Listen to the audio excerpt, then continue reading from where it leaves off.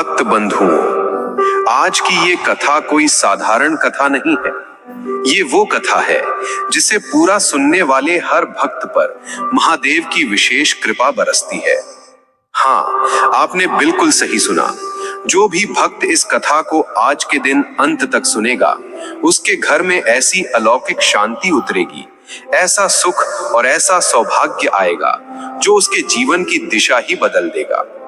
भक्तों, शास्त्रों में कहा गया है कि महादेव का नाम, महादेव की कथा और महादेव का स्मरण भाग्य बदल देता है। लेकिन इसके पीछे एक बहुत बड़ा रहस्य है। महादेव हर किसी को बराबर आशीर्वाद नहीं देते। उनकी कृपा उन्हीं पर होती है जो श्रद्धा से, पूरे मन से कथा को सुनते हैं। और आज की कथा में आप वो रहस्य जानने वाले हैं जिसे जानकर एक साधारण से भक्त ने अपने भाग्य की रेखाएं बदल डाली, अपने घर के संकट मिटा दिए और अपने परिवार पर भोलेनाथ का अनंत आशीर्वाद प्राप्त किया। लेकिन भक्त बंधुओं, एक और बात ध्यान से सुनिए। गरुड़ पुराण में साफ कहा गया है कि जो व्यक्ति किसी भी पवित्र कथा को शुरू करके बीच में छोड़ देता है, वो अनजाने में एक ऐसा पाप कर बैठता है जिसका भार जीवन भर पीछा नहीं छोड़ता। कथा अधूरी छोड़ना मतलब पुण्य बंद कर देना, कृपा रोक देना और आशीर्वाद अपने हाथ से खो देना। इसलिए भक्तों, अगर आप आज की कथा में छिपे महादेव के उस वरदान को पाना चाहते हैं, यदि आप चाहते हैं कि आपके परिवार की आयु बढ़े, दुख दूर हो, संतान सुरक्षित रहे, गृहस्थ जीवन में शांति बस जाए और घर में सदैव मां पार्वती और महादेव की कृपा बनी रहे, तो इस कथा को अंत तक ध्यान से सुनिए। क्योंकि आज आप जानने वाले हैं कि आखिर एक सामान्य भक्त ने ऐसा क्या किया था जिससे महादेव स्वयं उसके द्वार पर प्रकट हुए थे। कैसे एक साधारण सा नाम जप, एक छोटा सा नियम और एक दृढ़ संकल्प उसके जीवन का सबसे बड़ा वरदान बन गया। भक्त बंधुओं, अपने मन को शांत कीजिए, अपना ध्यान एकाग्र कीजिए और दिल खोलकर महादेव का नाम लीजिए। ओम नमः शिवाय, ओम नमः शिवाय। अब आइए कथा आरंभ करते हैं। काशी नगरी के पास स्थित एक छोटे से पर अत्यंत कलात्मक गांव की ये गांव अपनी पत्थरों की मूर्तियों और मूर्तिकारों की अद्भुत कलाकारी के लिए दूर दूर तक प्रसिद्ध था। इस गांव में एक बूढ़ा मूर्तिकार रहता था जिसका नाम था संतोष। संतोष का नाम भले ही संतोष था, पर उनके हृदय में अपनी कला और हाथों की जादूगरी को लेकर एक गहरा और अशांत अभिमान छुपा था। उन्होंने अपने जीवन में पत्थरों को तराश कर सैकड़ों देवी देवताओं को आकार दिया था और उनकी बनाई हुई हर मूर्ति इतनी जीवंत और उत्कृष्ट होती थी कि लोग दूर दूर से आकर उनके दर्शन करते थे, ये सोचकर कि मूर्तिकार संतोष साक्षात विश्वकर्मा के अवतार है। लोग कहते थे कि जब संतोष पत्थर पर छेनी चलाता है तो पत्थर स्वयं महादेव का रूप ले लेता है। ये प्रशंसा समय के साथ संतोष के हृदय में एक कठोर अहंकार की तरह जम गई थी। संतोष का ये अभिमान उसके हर शब्द और हर कार्य में झलकता था। वो अपनी कार्यशाला में खड़े होकर अपने शिष्यों और नगर वासियों से अक्सर कहा करते थे, देखो, मेरी छेनी और मेरी आंखें, ये दोनों महादेव का दिया हुआ सबसे बड़ा वरदान है। मेरी दृष्टि में कोई दोष नहीं आ सकता क्योंकि मैं पूर्णता को गढ़ता हूँ। मेरी दृष्टि इतनी सटीक है कि मैं पत्थर के भीतर की नस नस को देख सकता हूँ। अन्य मूर्तिकार केवल नकल करते हैं, पर मैं सत्य को गढ़ता हूँ। इस संसार में महादेव ने सृष्टि को आकार दिया होगा, पर मेरी छेनी उस सृष्टि को और अधिक पूर्णता देती है। संतोष का यह मानना था कि उनकी कला ही उनकी भक्ति है और उनकी कुशलता महादेव के प्रति उनका सबसे बड़ा प्रमाण है। लेकिन प्रकृति का नियम अटल होता है। समय बीतने के साथ संतोष की सबसे बड़ी पूंजी, उनकी आंखों की रोशनी धीरे धीरे कमजोर पड़ने लगी। उनकी उम्र हो चली थी और मानव शरीर का क्षरण शुरू हो चुका था। अब उन्हें छोटी से छोटी मूर्ति पर भी काम करने में भयंकर कठिनाई होती थी। उनकी दृष्टि धुंधली पड़ने लगी थी। उनकी छेनी अक्सर पत्थर पर सही जगह नहीं पड़ती थी और उनकी मूर्तियां पहले जैसी दोष रहित नहीं बन पाती थीं। ये संतोष के लिए केवल शारीरिक कष्ट नहीं था, बल्कि ये उसके कलात्मक अहंकार पर सीधा प्रहार था। संतोष कार्यशाला में अकेले में बैठकर रोते थे। हाय, मेरी दृष्टि, मेरी कला अब व्यर्थ हो जाएगी। मेरी सर्वश्रेष्ठता का प्रमाण क्या होगा? मैं अब कैसे सिद्ध करूंगा कि मैं सबसे कुशल मूर्तिकार हूँ? मेरी प्रतिष्ठा अब मिट्टी में मिल जाएगी। संतोष का ये कमजोर होना उसके अहंकार के कारण और भी ज्यादा पीड़ादायक था, क्योंकि वो अपनी इस कमजोरी को स्वीकार नहीं कर पा रहा था। उसी नगर में एक अहंकारी और समृद्ध व्यापारी रहता था, जिसका नाम था मनोज। मनोज अपनी समृद्धि और शक्ति का प्रदर्शन करने के लिए नगर के सबसे पुराने शिव मंदिर के लिए एक विशाल, दोष रहित और अद्वितीय शिवलिंग बनवाना चाहता था। मनोज ने नगर के सभी मूर्तिकारों को बुलाया, पर उसे किसी की कला में वो पूर्णता नहीं दिखी जिसकी वो तलाश कर रहा था। अंत में उसे संतोष की पुरानी प्रतिष्ठा याद आई। मनोज ने सोचा कि यदि संतोष अपनी कमजोर दृष्टि के बावजूद ये काम कर दे तो वो अमर हो जाएगा, और यदि वो असफल हो जाए तो मनोज उसे अपमानित करके अपनी शक्ति दिखाएगा। मनोज अपने धन और अहंकार के साथ संतोष की कार्यशाला पहुंचा। मनोज ने संतोष की ओर देखकर व्यंग्य से कहा, ओ, तो ये है महान मूर्तिकार संतोष की कार्यशाला। मुझे पता चला है कि आपकी आंखें अब पहले जैसी नहीं रही, पर मैंने सुना है कि आपके हाथ में अभी भी जादू है। मनोज ने चुनौती दी, संतोष, मैं चाहता हूं कि तुम मेरे लिए एक ऐसा शिवलिंग बनाओ जो पूर्णतः दोष रहित हो। ऐसा शिवलिंग जिसकी बारीकी देखकर स्वयं महादेव भी कैलाश छोड़कर इस मंदिर में आ जाए। अगर तुम ये कर पाए तो मैं तुम्हें 1000 सोने के सिक्के दूंगा, पर यदि कोई सूक्ष्म दोष भी रह गया तो तुम्हें नगर छोड़कर जाना होगा और तुम्हारी सारी प्रतिष्ठा समाप्त हो जाएगी। संतोष के लिए ये चुनौती उसकी अंतिम परीक्षा थी, अपनी कुशलता को सिद्ध करने का अंतिम अवसर। उसने अपनी कमजोर दृष्टि को नजरअंदाज किया और अहंकारवश चुनौती स्वीकार कर ली। संतोष ने दृढ़ता से पर हृदय में गहरे भय के साथ कहा, मैं स्वीकार करता हूँ। मैं अपनी अंतिम शक्ति और बचे हुए ज्ञान से संसार का सबसे पूर्ण शिवलिंग बनाऊंगा। इधर कैलाश पर्वत पर माता पार्वती और महादेव संतोष के इस कुशलता के मोह को और दृष्टि की कमजोरी को देख रहे थे। पार्वती जी करुणा से भर गईं। स्वामी, मूर्तिकार संतोष की आंखें कमजोर हो चुकी हैं, पर वो फिर भी अपने अभिमान के लिए इतनी बड़ी चुनौती स्वीकार कर रहा है। उसकी कला अब उसकी पीड़ा बन गई है। महादेव मुस्कुराए। उनकी मुस्कान में असीम ज्ञान छिपा था। महादेव ने कहा, देवी, संतोष भूल गया है कि सच्ची कला आंख से नहीं, हृदय से बनती है। उसकी आंखें कमजोर हो रही हैं ताकि उसकी हृदय की दृष्टि खुल सके। मैं उसे ये सिद्ध करूंगा कि हृदय का प्रेम आंख की 1000 गुना दृष्टि से अधिक शक्तिशाली है। उसकी पत्नी मधु उसे सच्ची भक्ति का मार्ग बताएंगी। महादेव ने नारद मुनि से कहा कि वे संतोष को बताएं कि वे उसके प्रयास से नहीं, बल्कि उसके हृदय की शुद्धता से प्रसन्न होंगे, और उसकी आंखें नहीं बल्कि उसके हृदय की परीक्षा लेंगे। संतोष ने नारद मुनि की बात को अनसुना कर दिया। उसकी दृष्टि अब केवल सोने के सिक्के और अमर प्रतिष्ठा पर टिकी थी, और वो अपने अंतिम कार्य में लीन होने को तैयार था। संतोष ने अपनी कार्यशाला में एक विशाल शुद्ध काला पत्थर मंगवाया। ये पत्थर दोष रहित था, बिल्कुल वैसा ही जैसा मनोज चाहता था, बिना किसी नस, बिना किसी दरार के, केवल उत्कृष्ट पूर्णता का प्रतीक। संतोष ने छेनी और हथौड़ा उठाया और अपने जीवन के अंतिम सबसे महान कार्य में जुट गया। ये केवल एक मूर्ति कला का कार्य नहीं था, ये संतोष के वर्षों के अहंकार और उसकी टूटती हुई कलात्मक पहचान के बीच का अंतिम युद्ध था। उसका संघर्ष पत्थर से नहीं था, पत्थर तो एक निर्जीव माध्यम था। उसका संघर्ष वास्तव में अपनी कमजोर होती दृष्टि और अपनी कुशलता को लेकर उपजे अहंकार से था।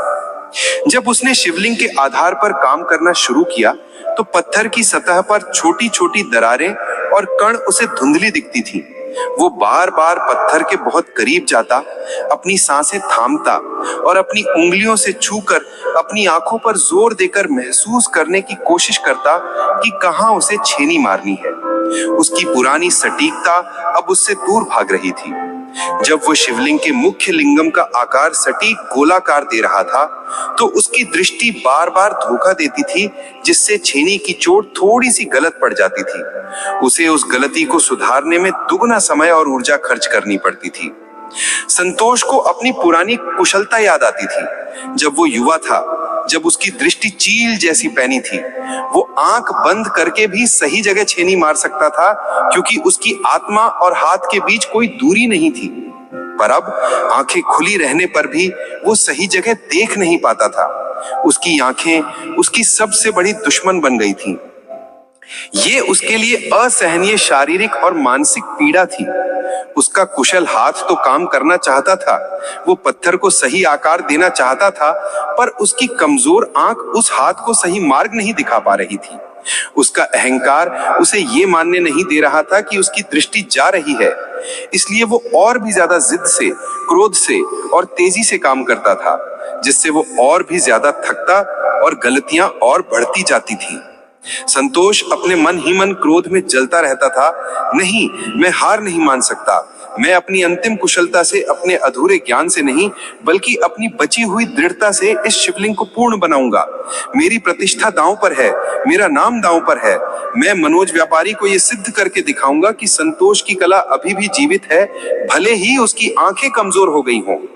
उसकी पत्नी मधु, जो चुपचाप पास बैठकर मिट्टी के शिवलिंग की पूजा कर रही थी, उन्होंने संतोष की इस पीड़ा को बहुत गहराई से महसूस किया। मधु को लगा जैसे उनके पति अपनी कला की नहीं, बल्कि अपने अहंकार की चिता सजा रहे हैं। मधु अत्यंत विनम्रता और करुणा से उनके पास आई।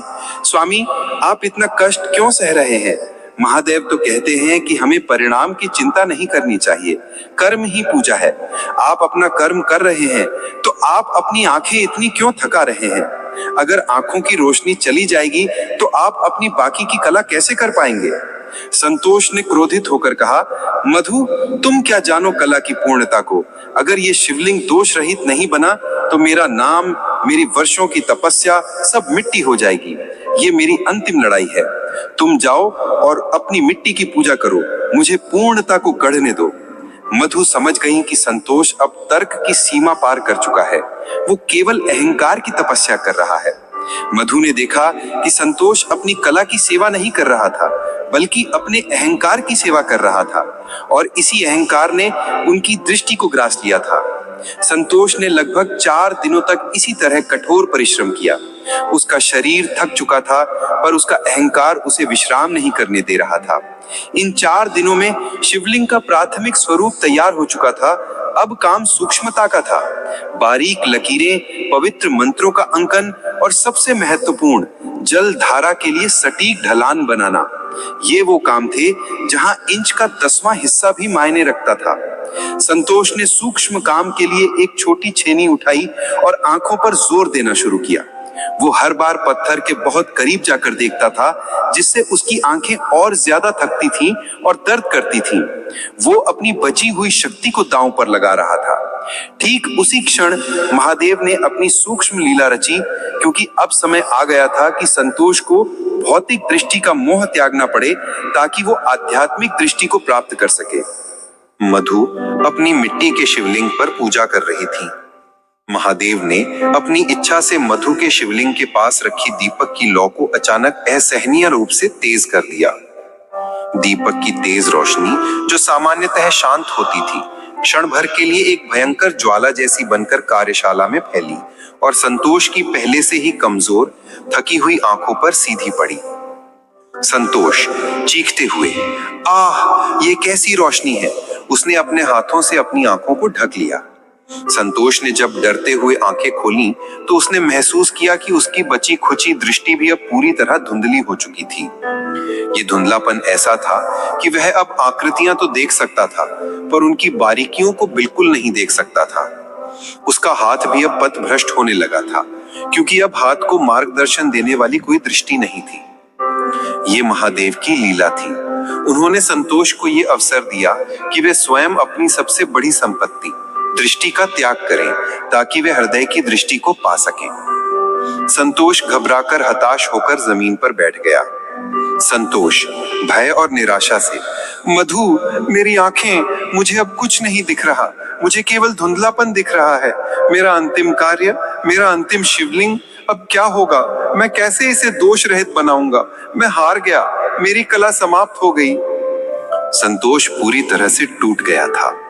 उसकी बुद्धि ने, उसकी कला ने, उसके अहंकार ने हार मान ली थी। संतोष हताश होकर, मैं हार गया, अब मैं ये काम नहीं कर सकता, ये शिवलिंग कभी दोष रहित नहीं बन पाएगा। मनोज मुझे नगर से निकाल देगा, मेरी प्रतिष्ठा मिट्टी में मिल जाएगी, मेरा जीवन अब व्यर्थ है। मधु तुरंत उसके पास आई। उन्होंने उसके कांपते हाथों को पकड़ा। मधु का स्पर्श शांत, प्रेमपूर्ण और विश्वास से भरा था।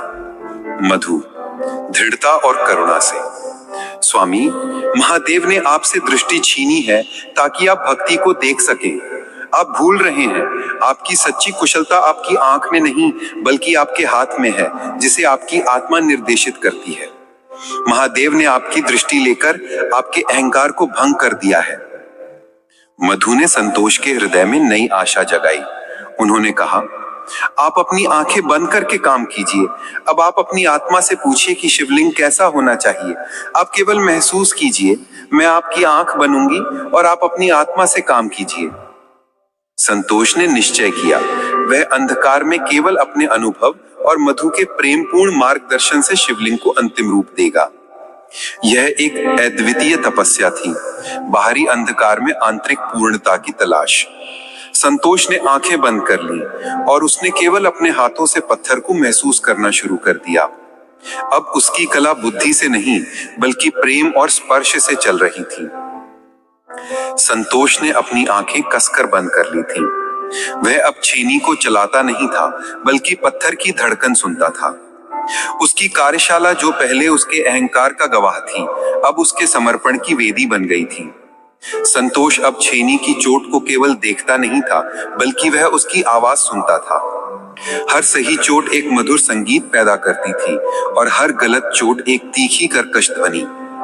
वह पत्थर की सघनता, उसकी ठंडक और उसकी समतलता को केवल छूकर महसूस करता था।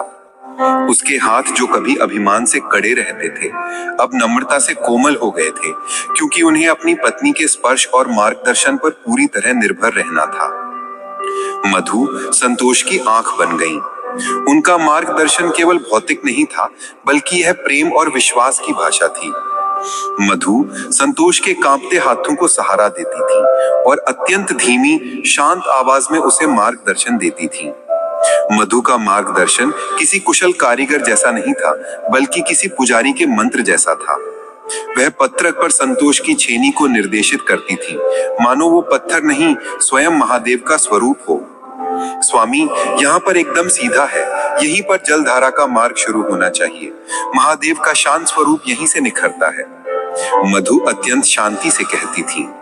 दाहिनी ओर पवित्र मंत्र का अंकन थोड़ा और गहरा हो सकता है। पत्थर की सतह अब इतनी समतल है कि यह जल को बिना रोके आगे बढ़ाएगी। संतोष की कला अब बुद्धि के तर्क से नहीं बल्कि प्रेम और स्पर्श के सहज ज्ञान से चल रही थी। यह तपस्या पहले से कहीं ज्यादा कठिन थी क्योंकि गलती की गुंजाइश शून्य थी और उसे हर क्षण अपनी पत्नी पर और उससे भी ज्यादा महादेव पर अटूट विश्वास रखना था। संतोष के हृदय में अब मनोज व्यापारी के डर से ज्यादा अपनी पत्नी के विश्वास को बनाए रखने की भावना थी। लेकिन संतोष के हृदय की दृष्टि खुलने के बावजूद वह भौतिक पूर्णता जो उसे अपनी खुली आंखों से प्राप्त थी, वह वापस नहीं आ पा रही थी। मनुष्य का हाथ चाहे कितना ही कुशल क्यों ना हो, जब उसे आंख का सहारा नहीं मिलता तो वह सूक्ष्म त्रुटियां कर ही देता है। एक स्थान पर शिवलिंग के आधार पर जहां शिवलिंग को स्थापित किया जाना था, पत्थर में पहले से ही मौजूद एक अस्पष्ट नस थी। संतोष ने उसे छूकर महसूस करने की कोशिश की, पर मधु जो प्रेम के अतिरेक में लीन थी, उस क्षण उसे सही से निर्देशित नहीं कर पाई। संतोष के हाथ का कांपना और पत्थर की आंतरिक अस्पष्टता दोनों मिलकर वहां पर एक सूक्ष्म धब्बा छोड़ गए। ये धब्बा उस सटीकता को भंग कर रहा था जिसकी मांग मनोज व्यापारी ने की थी। संतोष ने तुरंत उसे छूकर महसूस किया। उसकी आत्मा ने उसे बताया कि काम में कोई दोष रह गया है जो मेरी दृष्टिहीनता के कारण है। मैं हार गया। मेरी अंधी कला खुली आंखों वाली पूर्णता को नहीं छू पाई। उसकी आवाज में अब अहंकार नहीं बल्कि गहरी आत्मग्लानि थी। मधु ने संतोष के कांपते हाथ को थामते हुए उसके माथे पर अपना हाथ रखा। मधु शांत और गहरी आवाज में, स्वामी शांत हो जाइए, ये दोष नहीं है, ये आपकी मानवता है। महादेव कहते हैं मनुष्य का कार्य पूर्णता की तलाश करना है, पूर्ण होना नहीं। आपने अपनी आंखें खोकर भी जो कृति बनाई है वो किसी भी खुली आंखों वाले कारीगर की कृति से 1000 गुना श्रेष्ठ है। आपने अपना सर्वश्रेष्ठ दे दिया है, यही आपका सच्चा समर्पण है। मधु ने संतोष को विश्वास दिलाया कि यह अपूर्णता ही इस शिवलिंग को सजीव बनाती है। अगर यह दोष रहित होता तो यह केवल एक उत्कृष्ट पत्थर होता, पर इस दोष के कारण यह संतोष के प्रेम और संघर्ष की कहानी बन गया है।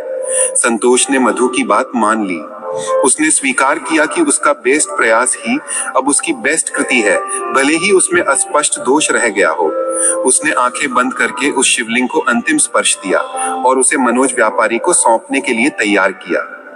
इस क्षण संतोष को एहसास हुआ कि परिणाम से ज्यादा महत्वपूर्ण प्रयास और प्रेम होता है। उसने अपने अहंकार को त्याग कर उस दोषपूर्ण शिवलिंग को ही महादेव के चरणों में अपनी अंतिम भेंट के रूप में स्वीकार कर लिया। संतोष और मधु अब नगर के केंद्र की ओर जा रहे थे, जहां व्यापारी मनोज अपने दरबार में उनका इंतजार कर रहा था। संतोष अब विजेता नहीं बल्कि समर्पित भक्त बनकर जा रहा था। उसे धन या प्रतिष्ठा की चिंता नहीं थी, वह केवल इस बात से संतुष्ट था कि उसने अंधकार में भी अपनी आत्मा से काम किया है। उसकी इस यात्रा में मधु का विश्वास ही उसकी लाठी और उसकी रोशनी थी। संतोष और मधु नगर के केंद्र में स्थित व्यापारी मनोज के भव्य घर पहुंचे। संतोष अब पूरी तरह से दृष्टिहीन था। उसकी आंखें किसी भी भौतिक प्रकाश को ग्रहण नहीं कर रही थी। वह केवल मधु के कोमल हाथों के सहारे चल रहा था। शिवलिंग को एक विशाल मखमली चौकी पर रखा गया। नगर के सभी लोग, अन्य मूर्तिकार और मनोज के दरबारी इस अंतिम परीक्षा के परिणाम को देखने के लिए उत्सुकता से वहां जमा थे। सभी जानते थे कि संतोष की दृष्टि जा चुकी है और वे यह देखने आए थे कि उसका अहंकार किस प्रकार टूटेगा। मनोज ने पहले संतोष की ओर देखा, फिर उसकी धुंधली आंखों की ओर। उसके चेहरे पर विजय का भाव और घमंड भरी मुस्कान थी। उसे विश्वास था कि एक दृष्टिहीन मूर्तिकार कभी भी दोष रहित कृति नहीं बना सकता। संतोष ने हाथ जोड़कर विनम्रता से पर दृढ़ स्वर में कहा, व्यापारी जी, मैंने अपना सर्वश्रेष्ठ प्रयास किया है। मेरी आंखें चली गई होंगी, पर मेरा हृदय महादेव के प्रति प्रेम से भरा है। यह शिवलिंग मैंने अपनी आत्मा से बनाया है, ना कि केवल आंख से। इसमें यदि कोई सूक्ष्म दोष रह गया हो तो मैं स्वीकार करता हूँ। ये मेरी मानवीय अपूर्णता है, पर मेरा समर्पण पूर्ण है। मेरी कला समाप्त हो गई होगी, पर मेरा धर्म नहीं। संतोष के शांत और विनम्र उत्तर ने मनोज के अहंकार को और हवा दी। उसने तुरंत अपने सभी कुशल कारीगरों और परीक्षकों को बुलाया ताकि वे शिवलिंग में दोष ढूंढ सके। मनोज का इरादा था कि वह दोष मिलते ही संतोष को अपमानित करे और नगर से निकाल दे। कारीगरों ने शिवलिंग की जांच शुरू की। वे शिवलिंग की विशालता, बारीकी और सटीक आकार देखकर दंग रह गए। वे यह विश्वास नहीं कर पा रहे थे कि एक दृष्टिहीन व्यक्ति इतनी जटिल और संतुलित संरचना बना सकता है। एक कारीगर ने कहा, व्यापारी जी, यह शिवलिंग अद्भुत है। इसकी रेखाएं इतनी सीधी और संतुलित हैं कि कोई भी कुशल मूर्तिकार खुली आंखों से भी इतनी सटीकता नहीं दे सकता। यह मनुष्य की नहीं, दैवीय कला लगती है। दूसरे कारीगर ने समर्थन किया, इसका गोलाकार इतना सटीक है कि यह किसी दैवीय शक्ति का ही काम हो सकता है। यह शिवलिंग केवल सुंदर नहीं, यह शांत है। मनोज को ईर्ष्या और क्रोध आया। वह नहीं चाहता था कि संतोष की प्रतिष्ठा बनी रहे। उसने स्वयं शिवलिंग की जांच शुरू की। उसने हर कोण से, तेज प्रकाश में और छाया में, अपनी सबसे पैनी दृष्टि से दोष खोजने लगा। उसका अहंकार उसे जीत की तलाश करने के लिए प्रेरित कर रहा था। अंत में मनोज ने शिवलिंग के आधार पर, जहां संतोष ने अपनी दृष्टिहीनता के कारण संघर्ष किया था, एक सूक्ष्म अस्पष्ट धब्बा देखा। यह वह आंतरिक नस थी जहां संतोष की छेनी क्षण भर को पथभ्रष्ट हुई थी। मनोज ने खुशी से चिल्लाते हुए कहा, हाँ, दोष मिल गया मूर्तिकार। यहाँ देखो, शिवलिंग के आधार पर एक अस्पष्ट धब्बा है। यह दोष है। यह दाग स्पष्ट रूप से अपूर्णता का प्रमाण है। तुमने शर्त तोड़ी, तुमने मुझे धोखा दिया। अब तुम्हें नगर छोड़कर जाना होगा और तुम्हारा सारा धन और प्रतिष्ठा मेरी होगी। मनोज ने उस धब्बे को अपनी जीत का अंतिम प्रमाण मान लिया। संतोष की प्रतिष्ठा अब समाप्त होने वाली थी। संतोष यह सुनकर भी शांत रहा। उसने परिणाम को महादेव की इच्छा मानकर स्वीकार कर लिया था। उसने अपनी आंखें बंद करके कहा, ठीक है व्यापारी जी, यदि यह महादेव की इच्छा है कि मैं नगर छोड़कर जाऊं तो मैं जाऊंगा। मैं अपनी अपूर्णता स्वीकार करता हूं। मैं अब किसी सांसारिक प्रतिष्ठा का मोह नहीं करता। तभी पास में खड़ी संतोष की पत्नी मधु खड़ी हुई। उनके चेहरे पर शांत भक्ति, दृढ़ता और करुणा थी। उन्होंने अपने पति को हारते हुए नहीं देखा, उन्होंने उनके समर्पण को देखा था। मधु ने दृढ़ता से पर अत्यंत सम्मान के साथ कहा, व्यापारी जी, आपने बाहरी दृष्टि से दोष देखा है, पर आप आंतरिक दृष्टि से देखिए। क्या आप जानते हैं कि यह धब्बा क्या है? यह केवल अपूर्णता नहीं है। मनोज ने घमंड से पूछा, यह क्या है? यह पत्थर पर पड़ी कालिक है जो तुम्हारी अंधी कारीगरी का नतीजा है। मधु ने कहा, नहीं, यह दाग नहीं है। जब मेरे स्वामी की दृष्टि चली गई तो वह बहुत दुखी थे। उन्होंने यह शिवलिंग रो रो कर बनाया है। जब वह आधार को गढ़ रहे थे तो उनके हाथ कांप रहे थे। उस समय उनके हृदय से निकला प्रेम का एक आंसू शिवलिंग के कठोर पत्थर पर गिर गया और महादेव की कृपा से वह आंसू सूखकर यह सूक्ष्म मोती बन गया। यह दाग नहीं, बल्कि मेरे स्वामी के समर्पण और प्रेम का प्रमाण है। जो अपनी सबसे प्रिय वस्तु खोने के बावजूद प्रेम से पत्थर को गढ़े, उसकी कृति दोषपूर्ण नहीं हो सकती। मधु के इस भक्तिपूर्ण तर्क और अटूट विश्वास ने मनोज और सभी कारीगरों को चकित कर दिया।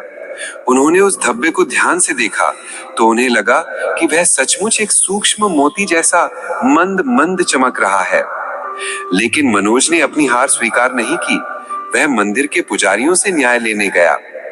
इधर कैलाश पर्वत पर माता पार्वती और महादेव इस पूरे न्याय और तर्क को देख रहे थे।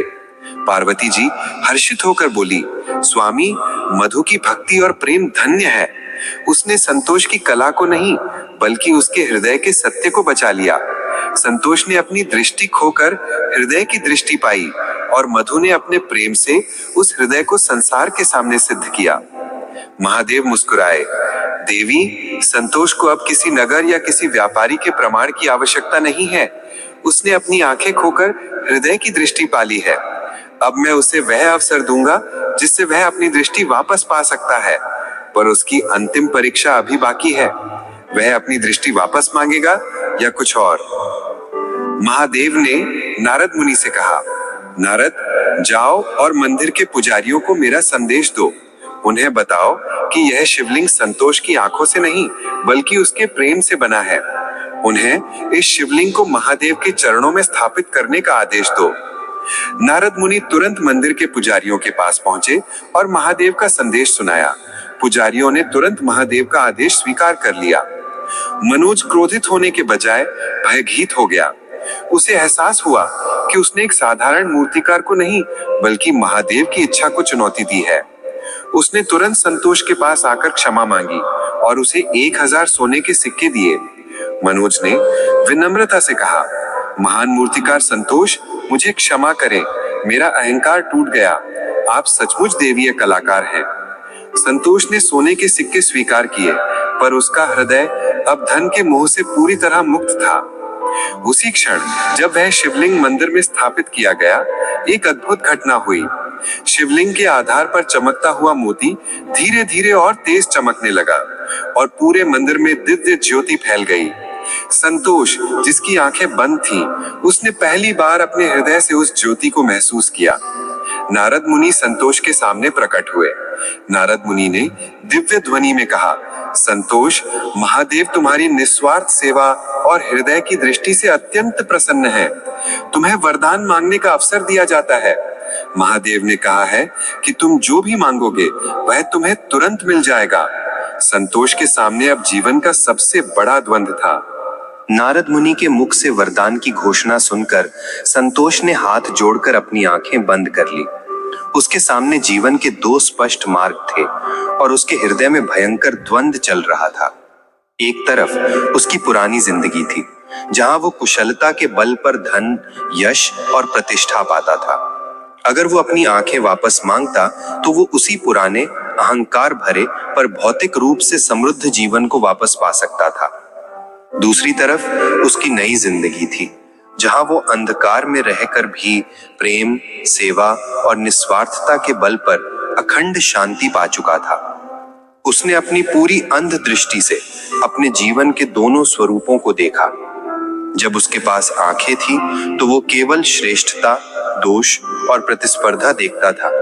उसने अपनी कला से अहंकार कमाया था पर शांति नहीं। जब उसकी आंखें चली गईं तो उसने मधु के प्रेम को, महादेव के संतुलन को और सेवा के आनंद को महसूस किया। उसने इस अंधकार में सच्चा संतोष प्राप्त किया था। संतोष ने अपनी पत्नी मधु की ओर मुड़कर पूछा, मधु, ये जीवन का सबसे कठिन क्षण है। अगर तुम्हें महादेव वरदान दे तो तुम क्या मांगोगी? क्या तुम मेरी आंखें वापस मांगोगी ताकि मैं तुम्हें फिर से देख सकूं? मधु के चेहरे पर जरा भी लालच या संदेह नहीं था। वो अत्यंत दृढ़ थी। मधु विनम्रता से पर दृढ़ स्वर में, स्वामी, मैं आपकी आंखें वापस नहीं मांगूंगी। आपकी आंखें जब थीं तो आप केवल पत्थर देखते थे, आप केवल दोष देखते थे और आप केवल सोने के सिक्कों का मोह देखते थे। अब आपकी आंखें नहीं हैं तो आप शिवत्व देखते हैं, आप प्रेम देखते हैं और आप सेवा का मार्ग देखते हैं। मैं तो बस यही मांगूंगी कि महादेव मेरी आंखें ऐसी बनाएं जिससे मैं हमेशा आपकी तरह निस्वार्थ सेवा कर सकूं और आपकी इस हृदय की दृष्टि को कभी न खोऊं। मधु के निस्वार्थ और अटूट प्रेम से भरे शब्दों ने संतोष के हृदय में अंतिम मोह को भी तोड़ दिया। उसे एहसास हुआ कि उसने दृष्टि खोकर ज्ञान पाया है और अब वो ज्ञान को खोकर फिर से दृष्टि नहीं पाना चाहता। संतोष ने अपनी आंखें खोली, जो अब भी भौतिक रूप से बंद थीं, और उसने नारद मुनि की ओर देखकर अपनी अंतिम मांग रखी। उसके चेहरे पर अब कोई द्वंद्व नहीं था, केवल परम संतोष और शांत दृढ़ता थी। संतोष ने अपनी अंतिम और सबसे बड़ी मांग रखी, हे मुनिवर, मैंने अपनी आंखें खोकर महादेव की कृपा से सच्चा ज्ञान पाया है। मैं अपनी आंखें वापस नहीं चाहता। मैं इस अंधकार में परम शांति में हूं। नगर के लोग जो ये सब सुन रहे थे स्तब्ध रह गए। संतोष, जिसे कभी सोने के सिक्कों और प्रतिष्ठा का मोह था, उसने अपनी सबसे प्रिय वस्तु का त्याग कर दिया। संतोष ने अपनी अंतिम और सबसे बड़ी मांग रखी, हे महादेव, मेरी केवल एक मांग है जो कला के सत्य के लिए है। मैंने जो शिवलिंग बनाया उसमें मेरे आंसू का मोती है, जो मेरे प्रेम और अपूर्णता का प्रतीक है। मेरी ये प्रार्थना है कि भविष्य में जो भी मूर्तिकार अपनी कला को केवल अहंकार या धन के लिए बनाए, वो मेरी तरह अंधहीन हो जाए, और जो भी मूर्तिकार अपनी कला को प्रेम और सेवा के लिए बनाए, उसकी हर अपूर्ण कृति में मेरा ये प्रेम का मोती चमक उठे। मैं चाहता हूं कि कला हमेशा हृदय से हो, कुशलता से नहीं। ये मांग संतोष के सर्वोच्च त्याग का प्रमाण थी। उसने किसी व्यक्तिगत सुख की मांग नहीं की, बल्कि कला के उत्थान और संसार के ज्ञान की मांग की। उसने बुद्धि का अहंकार त्याग कर ज्ञान का समर्पण किया था। नारद मुनि ने तुरंत कैलाश पर्वत पर महादेव को संतोष की इस प्रार्थना के बारे में बताया। महादेव गंभीर और आनंदित स्वर में, नारद, संतोष ने अपनी आंखें खोकर मेरी पूरी सृष्टि का ज्ञान पा लिया है। उसकी ये मांग केवल कला के लिए नहीं, बल्कि मानव हृदय के संतुलन के लिए है। मैं संतोष की ये मांग सहर्ष स्वीकार करता हूँ। उसी क्षण नगर के शिव मंदिर में स्थापित शिवलिंग से और संतोष की कार्यशाला में रखी उसकी मूर्तियों से एक दिव्य और उज्जवल प्रकाश फूटा। ये प्रकाश सीधे संतोष की कार्यशाला में पहुंचा। उस प्रकाश के केंद्र में स्वयं महादेव अपने अर्धनारीश्वर स्वरूप में प्रकट हुए। महादेव का तेज इतना विस्मयकारी था कि संतोष भले ही दृष्टिहीन था, उसने अपनी आत्मा की आंखों से उन्हें देखा। मधु भय और भक्ति से जमीन पर गिर पड़ी। महादेव गंभीर और प्रेमपूर्ण वाणी में, उठो मेरे परम भक्त संतोष, तुम धन्य हो। तुमने अपनी कुशलता का मोह त्याग कर प्रेम का मार्ग चुना। तुम्हारी तपस्या पूर्ण हुई। तुमने ये सिद्ध कर दिया कि कलाकार का सबसे बड़ा उपकरण उसकी छेनी नहीं बल्कि उसका शुद्ध हृदय होता है। महादेव ने संतोष को सच्ची कला का अंतिम रहस्य समझाया। संतोष, तुमने जो शिवलिंग बनाया वो तुम्हारी पुरानी आंखों से दोषपूर्ण था, पर मेरी दृष्टि में वह पूर्ण था, क्योंकि उस दोष में तुम्हारा प्रेम और समर्पण समाया हुआ था। मनुष्य की अपूर्णता ही उसे प्रेम और प्रयास सिखाती है। तुम्हारी आंखें गईं, पर तुम्हारा अहंकार भी चला गया। अब तुम केवल पत्थर नहीं देखते, तुम पत्थर में छिपे शिवत्व को महसूस करते हो। तुम्हारी अंधी आंखें तुम्हें सृष्टि का संतुलन सिखा गईं। महादेव ने संतोष को स्पर्श किया। तुम्हारी मांग स्वीकार है। जो भी कलाकार अहंकार से कला करेगा उसे मेरी सृष्टि में कभी शांति नहीं मिलेगी, और जो भी कलाकार अपनी कला को प्रेम और सेवा के लिए बनाएगा उसकी हर कृति में, भले ही वह अपूर्ण हो, उसे परम संतोष प्राप्त होगा। महादेव ने संतोष को वापस सामान्य दृष्टिहीनता में लौटा दिया। महादेव, संतोष, तुम अपनी आंखें वापस पा सकते थे, पर तुमने ज्ञान को चुना। इसलिए मैं तुम्हें तुम्हारी यह हृदय की दृष्टि देता हूं जो कभी धुंधली नहीं होगी। अब तुम बिना देखे भी सबसे सुंदर और सबसे भावपूर्ण मूर्तियां बनाओगे। महादेव ने संतोष की पत्नी मधु को आशीर्वाद दिया। मधु, तुम धन्य हो। संतोष को उसके अहंकार से तुम्हारी निस्वार्थ भक्ति ने मुक्त कराया है। तुम्हारा नाम सदैव सच्चे समर्पण के साथ लिया जाएगा। महादेव अपने दिव्य तेज के साथ अंतर्ध्यान हो गए। संतोष भले ही आंखों से नहीं देख पा रहा था, पर वो परम शांति में था।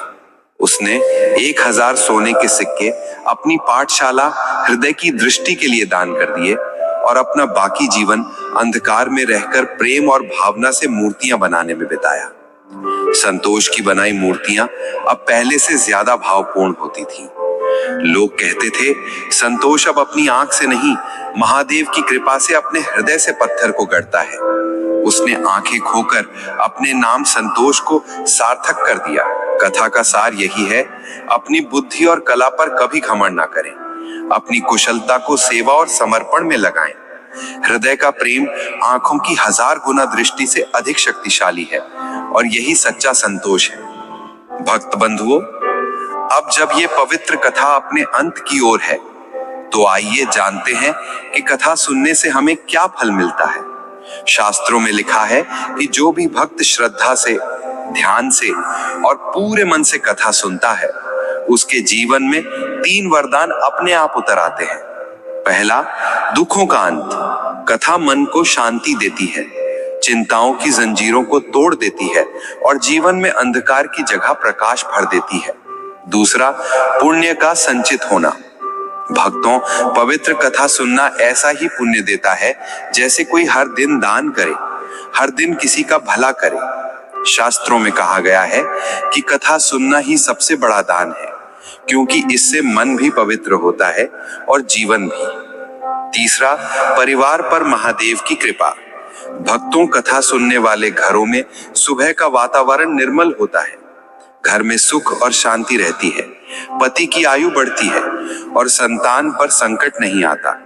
लेकिन भक्तों, कथा सुनना ही काफी नहीं है। जीवन में थोड़ा सा पुण्य और थोड़ी सी करुणा जरूर जोड़िए।